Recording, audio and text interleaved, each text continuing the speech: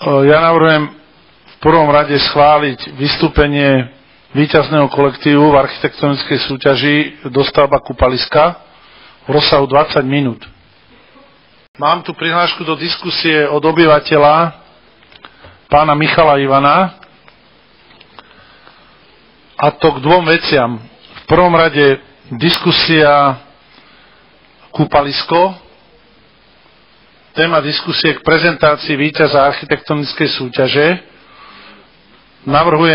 Navrhujem, aby sme schválili vystúpenie pána Ivana v rozsahu 5 minút k tomuto bodu.